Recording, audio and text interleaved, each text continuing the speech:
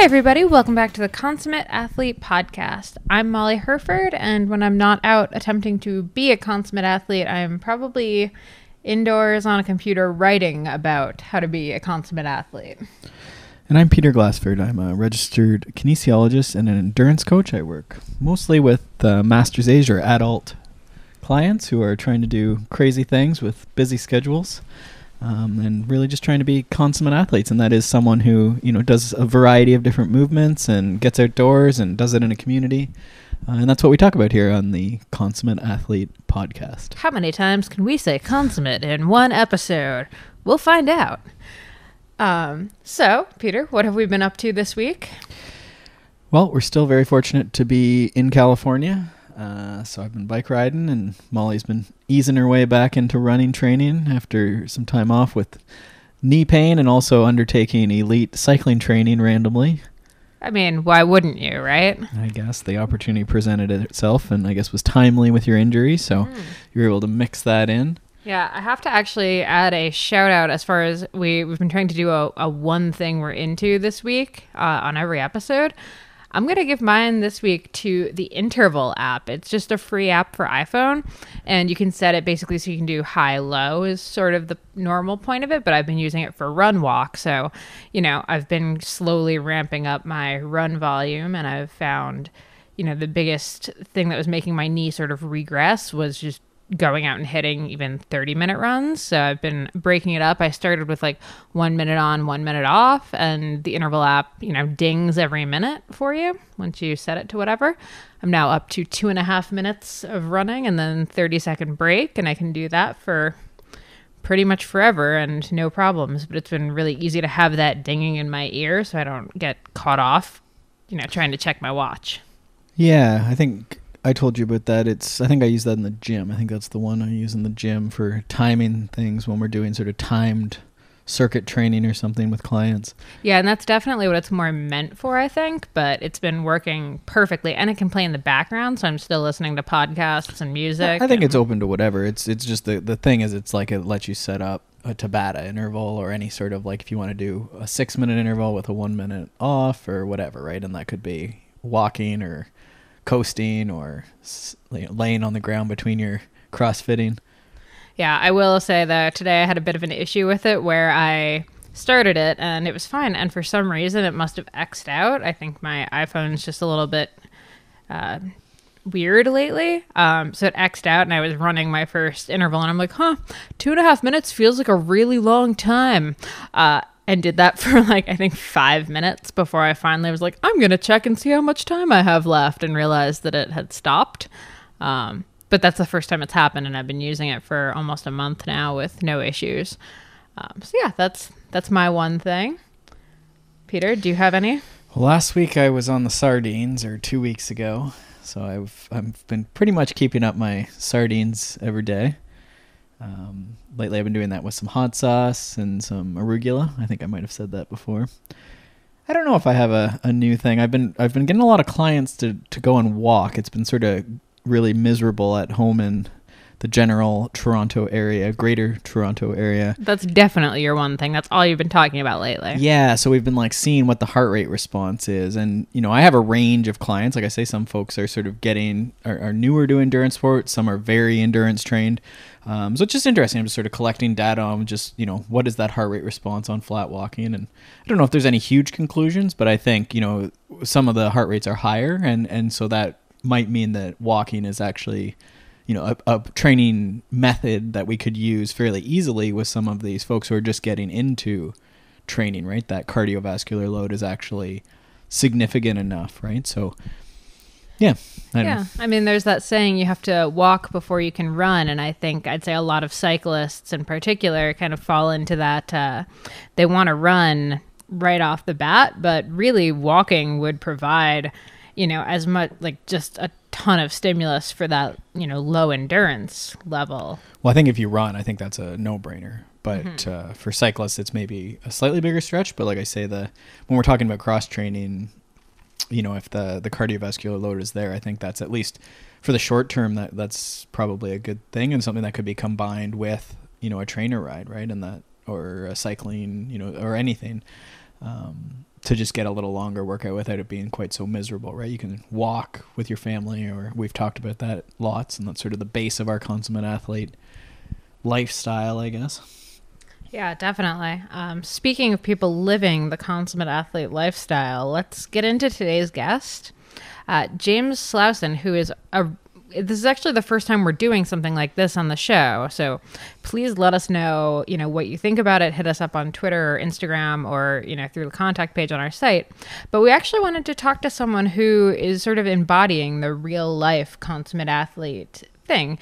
Someone who's not a former elite racer or, current elite racer, has no aspirations of going pro in a certain category at some point, just really loves the idea of, staying active, staying healthy, getting out on adventures. Yeah, I think this is sort of like, on different TV shows and stuff, they'll say, oh, we will take a look, at the end of the show, they often do it. We'll take a look at what the listeners are up to or whatever. And so today we have James Slauson, who is actually a doctor. So I say it to him at the end, and I think he's actually quite qualified to be on the show just as a legitimate guest, but he's had the idea of sort of having listeners and was game for it. So him and I have a really interesting conversation, one that I really enjoyed. And again, as a doctor and someone who's got a fair bit of experience in different sports, we had, I think came away with a really good conversation.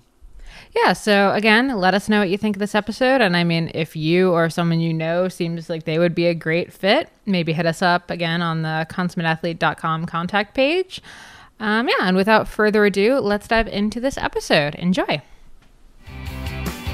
A year or two before I started listening to you all, I became more of the consummate athlete and all around lifting, yoga, running, and less cycling. I'm just more interested in my long-term health and longevity and, physical and emotional fitness. So.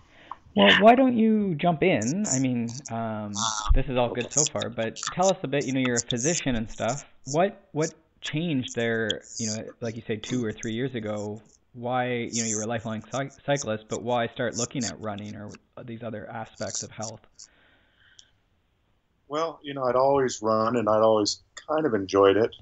Once you really get into hardcore road cycling, there is that kind of elite attitude with road cyclists, and boy, they really look down on runners and triathletes, and so I would always run in the wintertime for variety and a little endurance and things like that. But I got away from running just because I wanted to maximize my cycling performance, and it was all about don't do anything that could compromise your cycling. So that's why I got away from running.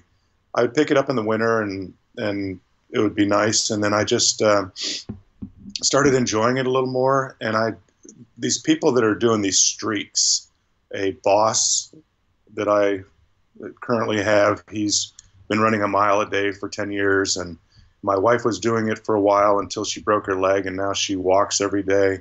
And when I got just kind of a little more turned on to running 3-4 years ago, I was like, let me see if there's something I can do running wise without too much detriment to my cycling. So I picked a half an hour a day, which has worked really, really well. I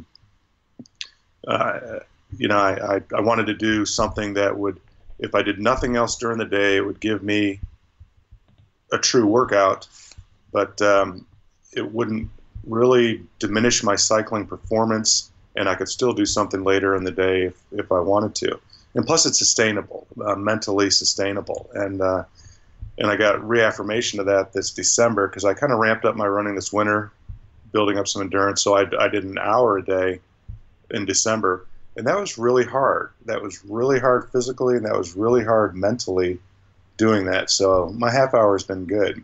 So then after I added cycling or running back, I started lifting a little bit again. And then I got turned on to some yoga and meditation and just kind of the whole package. And it's been a great journey. So I would imagine what I've personally found is that the running is definitely helpful when you're busy or the weather's bad or you're traveling. Is that what you've sort of found? Like it almost lets you continue with your training program because you can't be on your bike all the time? and it keeps you accountable. You know, habits are so hard to make and so easy to break. And if you run every day, you're obviously active every day, and so that just kind of keeps you in that athlete mindset. But yeah, we travel a lot. I'm a ER physician, so I've kind of set my life up where I only work a certain shift. I work night shifts, and I work for 2 weeks a month, and so we're off for 2 weeks a month, and we drive around everywhere. And so I run at different times of day. If we're driving, I may get out and run before midnight somewhere. It just having that ability to jump around and pick different times makes running easier. You know, you can't really cycle for 30 minutes a day in different environments and getting ready and all that. Yeah, especially when you're on the road, or at night, I guess, too. So I'm wondering, where do you find the time then to ride? Like, is that you're riding mostly then when you're not on those 2 weeks on? Well, I do schedule. You know, I make sure that I kind of put my loose workout plan on my calendar. And generally, I will work all night and I'll run 30 minutes in the morning. And then I usually get up a couple hours before work and I'll ride or I'll lift. When I'm off, obviously I ride a little more, but you know, I generally try to do two things in one day. Really like that. Yeah, the frequency thing is, I think, an underutilized aspect of fitness. Yeah, and I've been careful, and I, listen to my body. Yeah, I think you all use the HRV for training app, and I've been using that for several years, and I pay attention to that. And some days I really try to listen to my body. That's the hard part, right? Because your mind is always telling you 12 good reasons not to go for a run or for a ride, all of which are legitimate, and you could easily go to sleep and sleep well. But your body, that's the one that really gives you the signals that say whether you should do it or not. That's the challenge, knowing which is right. Have you found with the HRV for training, like, do you modify if you get sort of a red day where you maybe walk or do yoga instead of, hit a high intensity? Like, have you sort of started tweaking things that way with it, or what have you found with the HRV app? Well, I will, I run every day, and I use an app while I'm running called Zombies Run. And it's an interesting app that gives a story of a zombies apocalypse, and it's in season 8.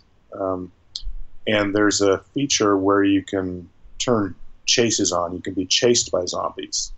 So I think Molly is going to be terrified, but also love this. So this is good. And so this is fantastic. This actually, I'd forgotten that Zombies Run is one of the reasons I really got back into running. Also, we could expound on that in a second. But so anyway, so you can turn chases on, and you get like random. I think you can select it, but I've got it selected to 2 to 3 chases per 30 minutes, and they're random during the run, and it's about a 30-second sprint where if you increase your speed, say 20%, you elude the zombies, and if you don't increase your speed, they catch you, or you have to drop an item and you get evaded. So on days that my HRV is low and I'm not doing good, I turn the chases off. So I modify that a little bit. If I've got a hard ride planned or a group ride, I'll sit in more. So I definitely will try to listen to that, because I think, as a physician, I will tell you that HRV for training, heart rate variability is the single most important thing that everybody should do, and it's free essentially. And I think, especially in the way they've done it, where you're also doing some of the subjective measures, right, that I think are also well supported, things like the motivation and sleep and soreness, things like that. Absolutely. And there's other platforms. There's Elite HRV, and then there's just some HRV apps that you can just look at your HRV. But the guy that's doing HRV for training, I think, did you guys interview Marco Altini? Yeah, we've had him on twice actually. Yeah, and I've done a bit of work with them, and I'm playing around with the pro software now for them as well. Yeah, and he is. I mean, his research is first class. His algorithms and the way it's not just, oh, your HRV is this today, you should run, or that. So yeah, it's massaged very well, and it's really, really useful. Awesome. So then we have night shift, and then I see you sort of sent me a bunch of stuff here, and I'm sort of working through it. Tell me a bit about the food bit. We've talked a bit about sleep and the importance of sort of rest, and you're mixing up your exercises. So you definitely qualify as a consummate athlete. What are you doing food-wise? Well, I've always kind of, as a physician and someone who's interested in health, I've always tried to eat well and kind of gone with the trends of what's being promoted as the most healthful eating at the time. So probably 8 years or so, I started eating vegetarian because that's really, if you chose a population and said you can only have one diet, and we want to maximize the health of the population, it's vegetarian, and I think I can defend that. So I said I'm going to do vegetarian. People that are in vegetarian pockets of the world don't get heart disease and they live longer. There's a lot of the blue zones are vegetarian. So I did that, and that was fine. I enjoyed it. As a typical vegetarian, I probably ate a little too much sweets and processed sugars because that's the challenge, right? Is being a good vegetarian. But we're pretty good about it. I would go off it when I'd go to Milwaukee every summer and eat some bratwurst and things like that. But there's a couple of young kids in my town that are top-notch cyclists, and I started working with them and kind of coaching them, and I really got into the science and reading again of what the current thoughts are in fitness and nutrition and this, that, the other. And one thing I kind of came across was, the general population probably would do the best with vegetarianism, but as Peter Glassford would like to say, for the individual, it depends. And so for an athlete, probably a whole food diet, including meat, is more important and just as healthy, if not healthier, for long-term success. My goal is to live to 100 years old and to get sick about 3 days before I die, and that's just kind of what I'm trying to maximize. Yeah, and go out in a big ball of flames all at once. Yeah. And so I don't mind being wrong about things and changing what I do. I'm not going to stick to what I do because of stubbornness. So I just went back to eating a whole diet and meat, and that's how that journey went. I love it. Yeah, and there's definitely crossover, right? There's Molly. I'll be the first one to say that she was basically like an Oreo and like vegetarian pizza type vegan, and got quite sick doing that in triathlon. And then there's the argument against meat, and it's very similar, right? Like a lot of the people are eating really poorly and poor choices of meat and stuff, right? And you don't really get, the examples of someone who's eating, only a little bit of grass-fed meat and a couple good servings of, some sustainably caught fish or something like that, and not to excess, and then just a ton of veggies on top of that, right? So sort of like vegan plus, responsibly farmed and maintained meat. You don't really get that. What does that look like, right? Is that person healthy? Is that person rolling pretty well? Right. And you're right, there's probably variation between people too, right? There's the people that maybe would be better with the vegetarian diet, and people that would be better perhaps even just with like the full out all meat diet maybe. Yeah, I think of meat like I think of alcohol. There's this thought, and there's some truth to it, that a couple glasses of wine a day is healthy. Well, if you look at where that comes from, that's in an unhealthy population. So if you have hypertension, diabetes, you're obese, and you smoke, a couple of glasses of wine will actually lower your risk of heart disease. But if you don't do any of those things, if you get your proper sleep and you're an athlete and you don't have diseases and take drugs, alcohol is only a toxin. It will not enhance your lifespan or your health. And so meat's really the same way, right? If you're not healthy, eating meat's going to be bad for you.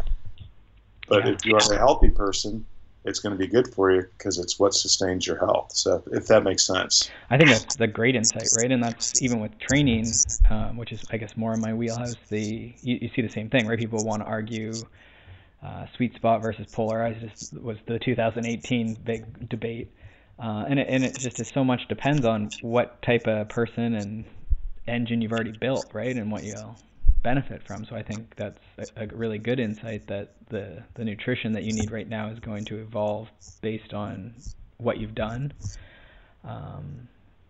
and just the environment you're in, right? Exactly right. You just slowly build on your platform, on your foundation and then you don't make dramatic changes. That's the key and that's what I've been excited about is, like Molly's book on nutrition is fantastic, I think, because nutrition research is terrible, and it has to be terrible because it's just difficult to do. So if you're an athlete that's looking for nutrition tips, you should read a book like Molly's because she's interviewed athletes. So it's like, what is working? What are athletes actually eating? And not what the science in the lab says or what people recall that they're eating in a survey. And so, reading the books, the endurance diet, what are all the athletes around the world doing? And then saying, okay, well, what am I eating? And then rather than changing what I'm eating today to exactly what everybody else is eating tomorrow, it's like, well, let's just add a little of this, subtract a little of that, see if I like that, see if I don't, making the small changes and of all of your training, right? All of your life. And so the eating's just an example of that. Yeah. I always say you're not at 0% whatever you're doing, right? So don't like wipe it all out and start again. You may as well do, whatever you're doing, and then, okay, I'm going to try having sardines every day at lunch, which is what I'm doing at the moment. And just see what's the difference, right? Taking alcohol out for a week and seeing what's the difference, right? It's watch your heart rate variability and like that too. While you do that, I mean, I'm really into quantification. That's the biggest reason I love Strava, is just because I've been quantifying what I've been doing for 10 years. And, I do my Fitness Pal, and I can quantify everything. Right. For some people, that may be a little too obsessive. For me, it works, and it works for me. So we've talked nutrition. We've talked a bit about training. You had another quote here. I'm just trying to find it about the game of life. Do you recall that quote? Yes. Oh, are we getting into my life philosophies, or some people might call dadisms? Sure. I think it was. Yeah, I mean, I'm all for old guy jokes here. So I think that covers, though, it gets sort of the mental side of it too, and sort of how you look at things. Yeah, I've got a lot of, I work with a lot of just super bright young people, nurses, technicians, clerks. People in the medical field are just bright. It's a pleasure to work with, but they're all 30 years younger than me. And we work nights, and sometimes it's really busy and we're real close, and sometimes it's not so busy, so we chat. And I try to give people that want insider advice some insight. I try not to force stuff, but I'll say things now and then that they'll be interested in, so we'll talk. So they've got a list of my life rules, and one of them is, most games, the way to win most games is to never play. Okay, the prison system is horrible in the U.S. Well, don't enter the prison system. Just things like that. But you have to play the game of life, right? We're alive, and we're only going to be alive for so long, and we're only going to have one carcass to carry us through it. So So that's the game of life that's the game you got to play. And that's where just maximizing your health and fitness is so important to me, and what I stress to people that want to hear about it. Yeah, and I think that fits with that no dramatic changes either, right? Like it's just sort of you're trying to get one more point, I guess, if we're gamifying it, right? Each day or each week, we're just trying to get a little bit better, knowing in the back that you're not really done. I guess you're done at some point, but you're not winning at any point, right? Right. You won't know until the final analysis, but you get signals. You know, we were laughing last night at work because we often will see patients from the emergency department at restaurants or at our local grocery stores. It's a little uncomfortable, a little weird. And I just kind of had this epiphany when I was at the gym the other night, and I looked around and I said, you know something, we will never see our patients at the gym, will we? It's kind of a safe space. So that's a little signal, right, that we're doing the right things. Yeah. Yeah, I guess. With that, though, is that sad, though, that you don't see them at the gym? No, it's not. You know, people will do what they do. They have choices. They have knowledge, and you know, I liken it to when I did more office-based stuff and primary care medicine, and I was in the military, and these older gentlemen would say, well, the government got me addicted to cigarettes and yada, yada, yada. And I'd say, well, you know, it was 1963 that the Surgeon General came out and said, tobacco and cigarettes are bad for your health. You know, you've had this knowledge for 20, 30 years, so it's a cop-out to say that it's not your fault and that you don't have a choice and that you can't be doing something about it. And that's how I feel about health, nutrition, and fitness is people have the knowledge and they're making their own choices. So I don't feel bad. I'm just very in the moment person, accept someone for who they are, and their journey is their journey. I don't judge them. Yeah, I mean, I think there's a wisdom to that, right? And I think the more you can get someone advocating for themselves, I guess, is the way they talk about it. You know, certainly in the population I deal with, where it's people who are trying to train for a somewhat arbitrary thing, right? Ultimately, it's not life and death, any of it, right? We're not, and few of us are going for any sort of money or large winnings with cycling or any other of these sports. But when we have an injury or an illness, right, it's a lot of people, I think, sometimes expect, you know, the doctor or whoever to be doing everything, and so much of it is advocating for yourself and doing a bit of this. You know, you're doing your HRV for training or your daily run or tweaking the diet, right? Watching my weights, and I don't get sick very often because I work out every day. I don't get injured because I work out every day, and I'm doing it for a long time. I've got a good foundation. Going back to whether I feel a sense of sadness for the patients or anything like that, and I don't, you know, I don't want to sound too callous. You know, I do think personally I have an obligation to at least set an example, you know, and that's always been a area of consternation is healthcare people that smoke or healthcare people that now are very obese because obesity is so rampant, you know. So I think I have an obligation. You can tell if someone's fit when they walk in the room. You know, I have an obligation to portray health, and also to the people that I work with, you know, because I run every morning, and sometimes some people run with me. And just the fact that they know I run every morning, will put that in some people's mind that that's a good thing to do. And so I do try to set an example. I haven't given up on people, if that's kind of how I came across. But, you know, you do have to let people do their own thing.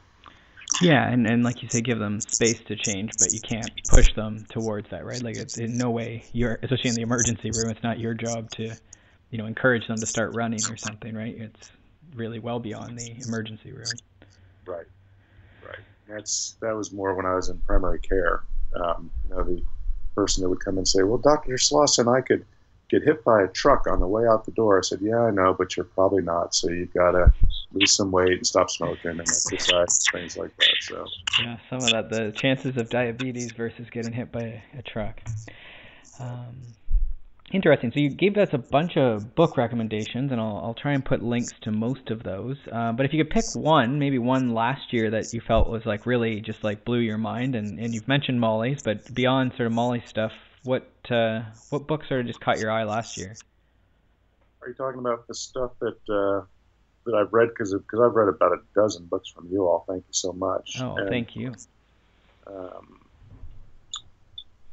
Really, any, just even what comes to mind first is just, changed the way you thought about something or really struck a chord with you. well, probably the two most important books that I've read in the last couple of years are one that you all is the sleep book. Do you have the title of the sleep book there? Yep. Why We Sleep, is that Why the We one? Sleep by Matthew Walker. Yeah, there it is. Nice. I think everybody should read that book.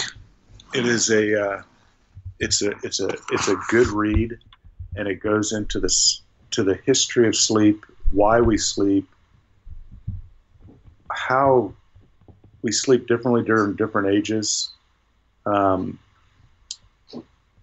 and how much sleep we should get, how we basically became the dominant species on the planet because of sleep, how sleep formulates takes our daily learning and cements it into the hard drive and interacts it with all of the other knowledge that we've gained, how sleep is restorative. As an athlete, your gains are made during sleep.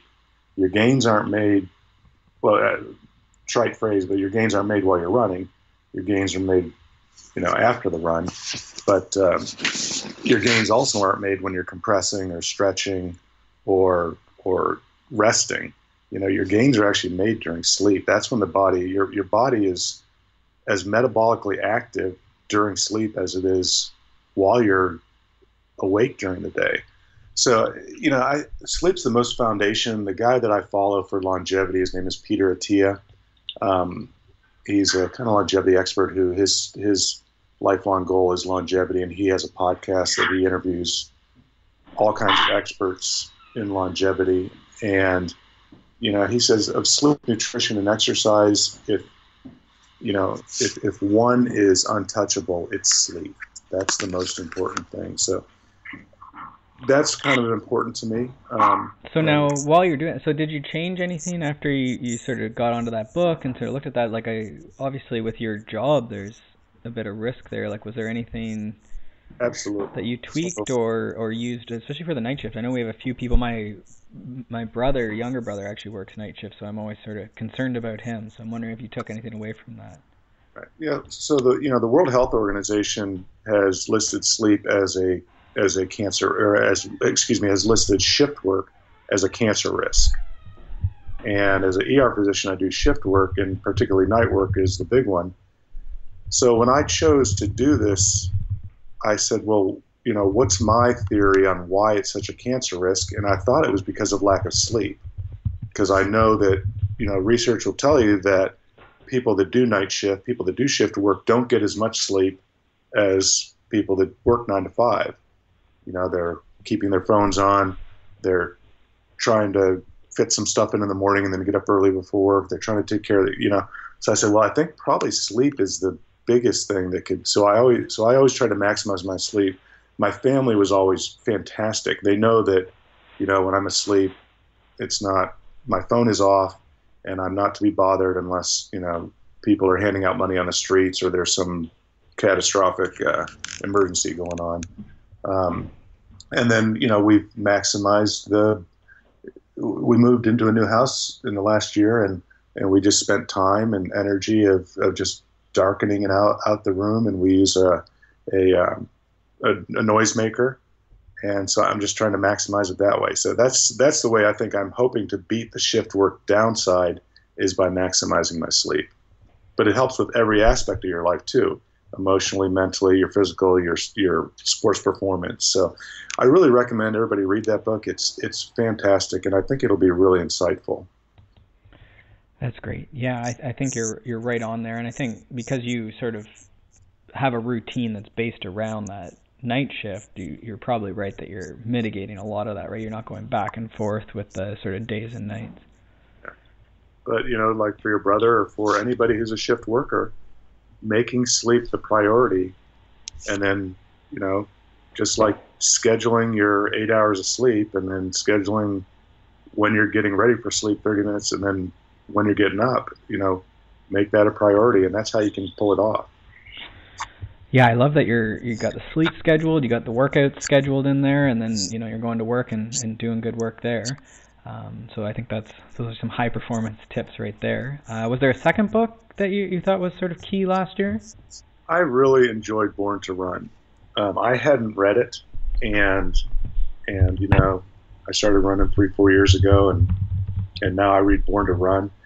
And as a physician scientist, just reading the chapters on our foot and why it's completely designed for running, and on the body anthropology of why we're completely designed to run, it's just refreshing. Maybe I made the right choice, and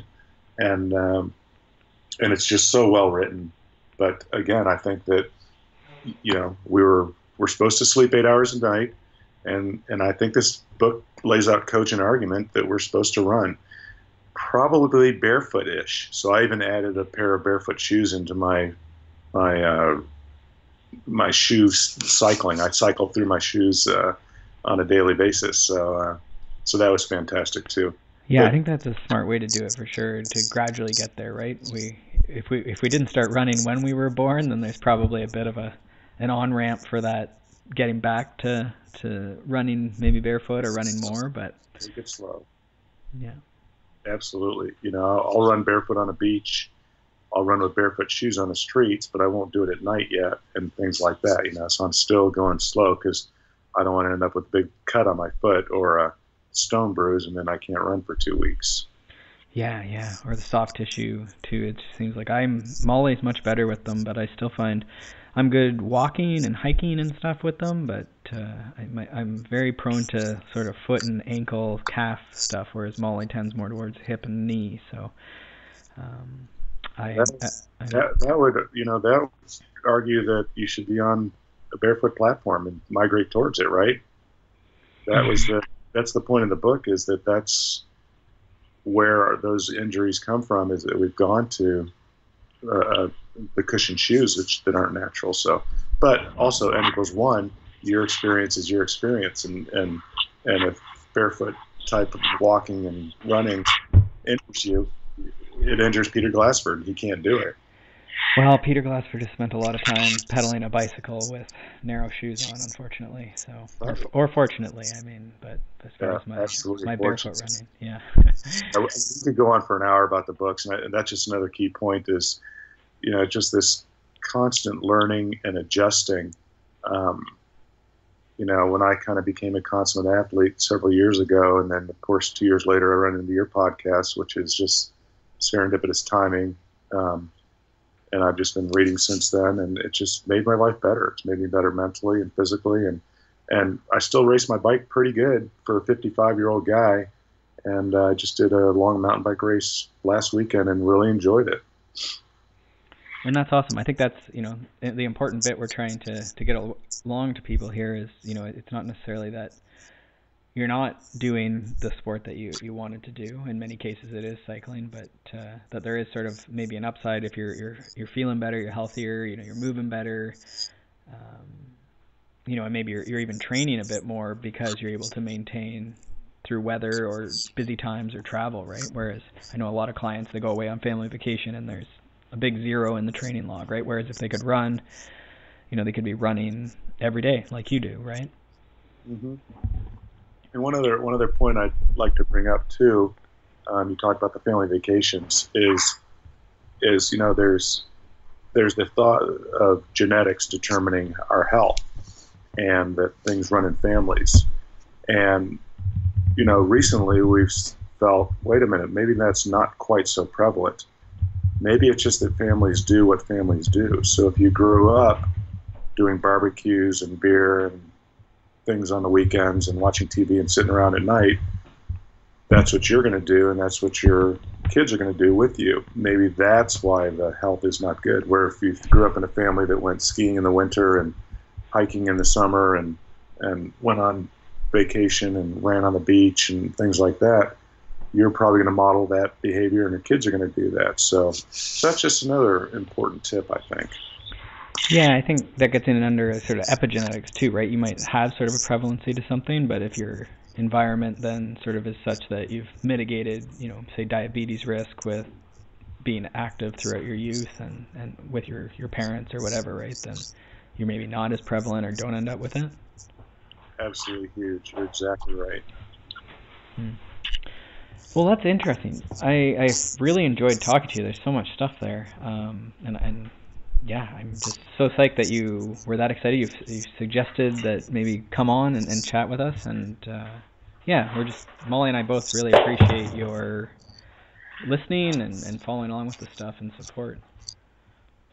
Yeah, it's a privilege, and you guys have been interviewing the Blue Zone athletes, and I hope maybe just interviewing an average athlete is helpful to you and your audience. So I hope so. Yeah, well, we'll see what people think, but I think there's a lot of good takeaways there, and I think it is useful to see, non-pros or non, someone who's sort of going after, full-time training, right? I think sometimes seeing someone who's working pretty hard at their job, and how they do this. That's fantastic. So thank you. Thanks so much for tuning into the Consummate Athlete podcast. You can check out my stuff over at theoutdooredit.com or by following me on Instagram and Twitter at Molly J. Herford. And you can check out Peter's coaching, training plans, blogs, all that fun stuff over at smartathlete.ca or by following him on Twitter and Instagram at Peter Glassford. And if you want to support this show and other awesome podcasts, please check out wideanglepodium.com for show info, other podcasts, bonus content, and to become a donating member so you can get all of that rad behind the scenes content and help keep shows like this on the air. And lastly, if you're enjoying this podcast and all the information that we're bringing to you every single week, do us a solid and pop into iTunes to leave us a rating and review. It takes you about 2 seconds. You can do it on your computer, you can do it on your phone, and it really helps us out. Thanks so much, and we will see you next week.